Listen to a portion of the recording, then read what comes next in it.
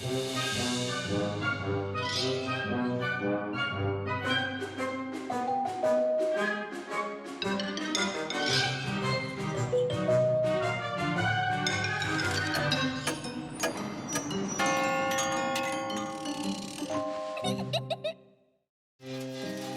दोस्तों, आज मैं आपको सुनाने वाली हूँ एक बहुत डरावनी और भयानक कहानी। एक ऐसी लड़की की जो डरती थी डॉक्टर्स से। वो भयानक हादसा जो एक दिन उसके साथ हुआ। रात का वक्त था। सीमा ने अपने खिलौनों के लिए खाना बनाया। मॉडलिंग क्ले से उसने बनाया काले कटलेट्स और उनके साथ उसने बनाया गेहूं का दलिया। उसने अपनी डॉल्स को बिठाया और उन्हें खाना परोसा। एक टुकड़ा दादी का, एक टुकड़ा दादाजी का, एक मम्मी के लिए, एक पापा के लिए। इस तरह सीमा ने अपनी डॉल्स को अपना बनाया हुआ खाना खिलाया और साथ ही उसने भी वो पेट भर कर खाया। फिर आधी रात को सीमा सोने के लिए लेटी, पर उसे नींद नहीं आ रही थी। उसके पेट में अजीब अजीब आवाजें आ रही थी। उसे इस बारे में अपनी मॉम को बताना चाहिए था, पर उसे डर था कि अगर उसने बताया तो उसकी मॉम फौरन डॉक्टर को बुला लेगी और ये बिल्कुल भी अच्छा नहीं होगा। इससे बेहतर तो दर्द सह लेना होगा। मेरा पेट दर्द बर्दाश्त करना सीख जाएगा। अचानक सीमा ने पास ही में किसी को गहरी सांस लेते हुए सुना। वो बेड पर खड़े होकर देखने लगी कि वो आवाजें कौन कर रहा था। उसे वहाँ कोई भी नहीं दिखा, बस एक कोने में उसकी पोर्सिलेन डॉल लुइसा खड़ी थी। और फिर चांद की रोशनी में सीमा ने देखा कि लुइसा की आंखों से आंसू बह रहे थे। अचानक सीमा को बेड के नीचे से किसी के कराहने की आवाज आई। सीमा नीचे झुकी और उसने देखा उसका टेडी बेयर वहाँ बैठकर रो रहा था। ओह मेरा पेट, मेरा पेट। और उसके बाद हर तरफ से उसके खिलौने दर्द से कराहने लगे। अरे सीमा, जल्दी से एम्बुलेंस बुलाओ। तुम्हारा दलिया और कटलेट खाकर हमारे पेट दर्द कर रहे हैं। सीमा डर से कांपने लगी। क्या मतलब एम्बुलेंस बुलाओ? डॉक्टर्स उनकी जितना भयानक इस दुनिया में और कोई नहीं होता। अगर डॉक्टर्स को इमरजेंसी में बुलाया गया तो वो हमारे लिए बहुत ही कड़वी दवाइयाँ ले आएंगे। वो तुम सबसे जीभ दिखाने के लिए कहेंगे और फिर वो बेरहम डॉक्टर तुम्हारे मुंह में चम्मच रख देंगे और जो भी रोएगा या विरोध करेगा वो उसे पकड़कर हॉस्पिटल ले जाएंगे। पर खिलौनों को इस बात की परवाह नहीं थी कि उन्हें किसके साथ या कहाँ जाना पड़ेगा। ओह, पेट में बहुत दर्द है। वो रोए जा रहे थे और रुकने का नाम नहीं ले रहे थे। और अब सीमा के पेट में इतनी गड़बड़ थी कि उसकी आंखों के सामने आने लगे पिंक और ब्लू गोले, कुछ ऑरेंज धब्बे और ढेर सारे ग्रीन बादल। और साथ ही उसे दिखे डोनट खाते हुए पिंक ड्रैगन्स जो उन ग्रीन बादलों में उड़ रहे थे।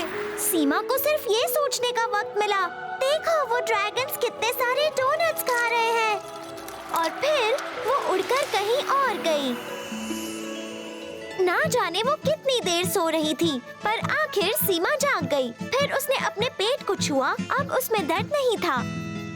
सीमा ने आंखें खोली और उसे ये समझ में नहीं आया कि वो सफेद दीवारों वाले इस अजीब से कमरे में कैसे आ गई थी। और कुछ समझ नहीं आया तो सीमा ने चमकीले बटन को दबा दिया। फिर बैम, दरवाजा खुला और अंदर आ गई एक सफेद परी, साफ सुथरी, सफेद और मुस्कुराती हुई। लो, वो मुझसे कहेगी तुम कैसी हो, सीमा ने सोचा।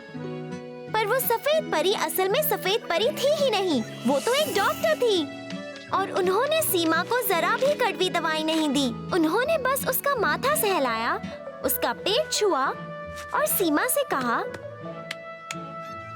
बेहतर होगा कि तुम असली फल खाओ, क्ले से बना हुआ खाना नहीं। अगर तुमने वो सब नहीं खाया होता तो तुम्हें आज हमारे हॉस्पिटल में लाना नहीं पड़ता।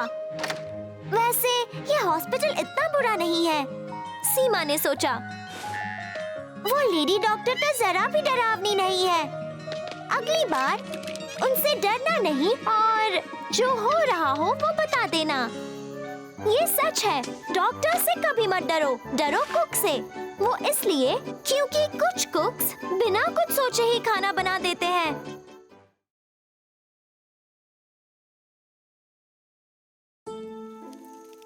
एक लड़का था पाशा, जो हर एक कहानी के विलन से डरता था। कभी-कभी कहानियाँ पढ़ने के बाद वो तरह-तरह की चीजें इमेजिन करता, फिर उसे डर लगता और वो दूसरे बच्चों को भी उन डरावने कैरेक्टर्स से डराता। और अब मैं बताऊंगी उसकी इस आदत का क्या डरावना नतीजा हुआ। एक बार की बात है, क्लास 4B के बच्चे कैंपिंग करने गए। उन्होंने जगह चुनी, अपने टेंट्स लगाए, कैंप फायर के पास जमा हुए। तभी पाशा ने कहा, यहाँ पर कैंप लगाना सही नहीं होगा। इस जंगल में बाबा यागा रहती है, बात मानो। वो कुछ गड़बड़ करेगी, तुम सब देख लेना। वो किसी को एक बड़े चम्मच पर बिठाकर अवन के अंदर डाल देगी। पर उन्होंने उसकी बात नहीं मानी और फिर जब सुबह हुई, अरे बाप रे, ये कौन है? पाशा को मच्छरों ने इतनी बुरी तरह से काटा था कि उसे पहचानना भी मुश्किल था। जरा मुझे देखो, पाशा ने कहा। जरूर बाबा यागा ने ही मच्छरों को मेरा सारा खून पीने के लिए भेजा होगा। सबको उसकी बात पर हंसी आई और स्वेटा नाम की लड़की ने उसे मच्छर वाला स्प्रे दिया। शाम होते ही पाशा ने अपने पूरे टेंट पर वो स्प्रे छिड़का और उसने कहा, तुम देख लेना, आज रात तो बाबा यागा जरूर आएगी। वो यहाँ आकर हम सबको खा जाएगी और हमारी हड्डियों पर सवारी करेगी। और सच में रात को कुछ भयानक हुआ। बादल गड़गड़ाए और बिजलियां चमकी और अगली सुबह पाशा के जूतों में पानी भर गया था। मुझे यकीन है बाबा यागा ने जादू से बारिश कराई थी, उसने कहा और फिर अपने जूतों से पानी निकाला। सबको उसकी बातों पर हंसी आई। उसे अपने जूते बाहर नहीं छोड़ने चाहिए थे। डीमा नाम के लड़के ने उसे अपने एक्स्ट्रा सूखे जूते दिए। सब बच्चे जंगल में जाने लगे रास्पबेरीज लाने के लिए और पाशा ने कहा, मैं तुम्हारे साथ नहीं जाऊंगा क्योंकि इस अंधेरे जंगल में रहती है बाबा यागा, चिकन के पैरों पर बने एक घर में। उसके घर के बाहर एक फेंस है जो गायब हुए स्कीयर्स के स्कीज से बनी है और उन पर लटकी हैं खोए हुए मशरूम हंटर्स की टोकरियां। एक बार फिर सबको उस पर हंसी आई। तानिया नाम की लड़की ने उसे एक पतीला और दलिए का पैकेट दिया। तो फिर तुम दलिया पकाओ, उसने कहा। हम वापस आकर लंच में दलिया और रास्पबेरीज खाएंगे।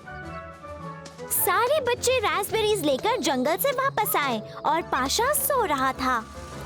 पतीले में दलिया जल रहा था और आग की चिंगारियां बाहर निकली थी, जिससे सूखी घास में आग लगी थी और वो टेंट्स की ओर बढ़ रही थी। बच्चों ने अपने पैरों से आग को बुझाया और एक लड़के ने पाशा को जगाया और उससे कहा, तुमने आग और दलिए पर नजर क्यों नहीं रखी? मैंने कुछ नहीं किया, ये बाबा यागा का काम है। उसने मुझे सुला दिया ताकि हम उसकी रास्पबेरीज ना खा पाएं। अब देखो वो आएगी अपनी ओखली में बैठकर, अपने निशान मिटाने के लिए हाथों में झाड़ू लेकर। और सच में तभी आसमान से आई एक तेज तूफान की आवाज। तेज हवाएं चलने लगी, पेड़ झूलने लगे और फिर एक नीला हेलीकॉप्टर कैंप साइट पर उतरा। यूनिफॉर्म पहना हुआ एक आदमी बाहर निकला। पाशा ने उनके पास जाकर उनसे पूछा, क्या आप बाबा यागा है? नहीं, उस आदमी ने कहा। और मैं कोई डरावना भूत भी नहीं हूँ। हम तो इमरजेंसी सर्विस के फायरमैन हैं। हम जंगल पर ऊपर से नजर रखते हैं ताकि आग से उसकी रक्षा कर सके। मैंने यहाँ से धुआं आता देखा और पास में कोई था जो हिल नहीं रहा था। हम ये देखने आए कि कहीं यहाँ आग तो नहीं लगी। नहीं, एक लड़की ने कहा। पाशा आग के पास सो गया था। ये सब बाबा यागा की गलती है और हम आगे से ध्यान रखेंगे। चलो ठीक है बच्चों, फायरमैन ने कहा। इसके लिए तुम्हें मिलेगी आइसक्रीम और एक फ्री फिल्म जिसमें जंगल में आग जलाने के नियमों को समझाया गया है। और हम पाशा को अपने साथ हेलीकॉप्टर में ले जाएंगे ताकि वो अपनी आँखों से देखकर तसल्ली कर सके कि जंगल में कोई बाबा यागा नहीं है। तुम ऊंचाई से डरते तो नहीं हो ना? उसके बाद पाशा को एहसास हुआ कि बाबा यागा से डरने वाली कोई बात ही नहीं थी, सिर्फ आग से डरना चाहिए और कभी भी जंगल में जलाए कैंप फायर से नजर नहीं हटानी चाहिए।